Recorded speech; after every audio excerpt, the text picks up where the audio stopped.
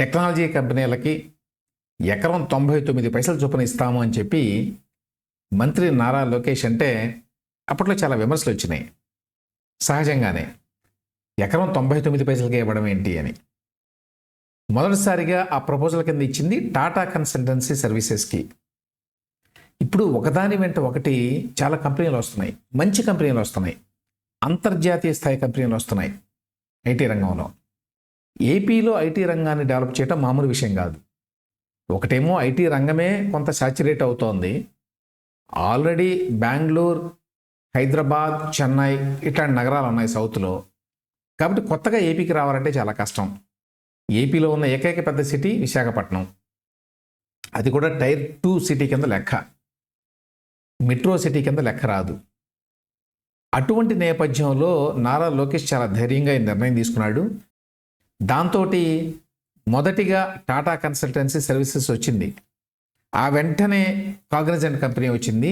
ఇప్పుడు తాజాగా మరొక టెక్ దిగ్గజం యాక్సెంచర్ అనే కంపెనీ కూడా వస్తోందని చెప్పి అంతర్జాతీయ వార్తా సంస్థ రాయిటర్స్ ఒక రిపోర్ట్ ఇచ్చింది.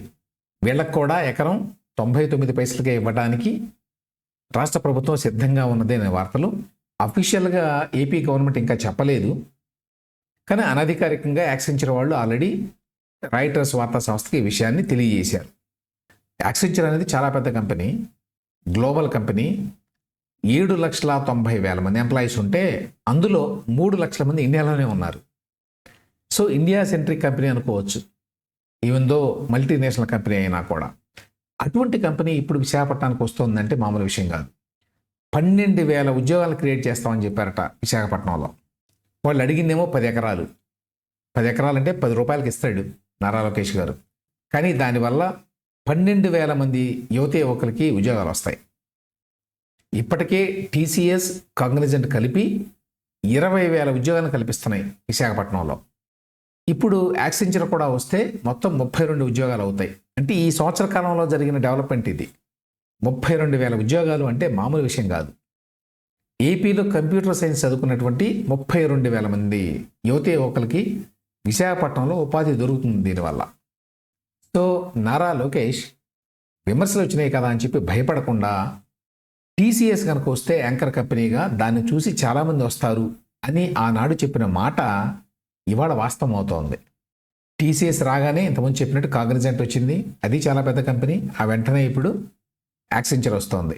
టీసీఎస్ వాళ్ళు $154 మిలియన్ విశాఖపట్నంలో తమ కార్యాలయానికి ఖర్చు పెడుతున్నారు. కాగ్నిజెంట్ వాళ్ళు $183 మిలియన్ ఇన్వెస్ట్ చేయబోతున్నారు. ఇప్పుడు యాక్సెంచర్ ఎంత చేయబోతుందో ఇంకా వివరాలు బయటకు రాలేదు, కానీ యాక్సెంచర్ కూడా భారీ ఎత్తున ఇన్వెస్ట్ చేస్తుంది విశాఖపట్నంలో. సో ఆ రకంగా వరుసగా ఇన్ని అంతర్జాతీయ స్థాయి ఐటీ కంపెనీలని విశాఖపట్నానికి తీసుకొచ్చినందుకు నారా లోకేష్ని ఖచ్చితంగా అభినందించాలి.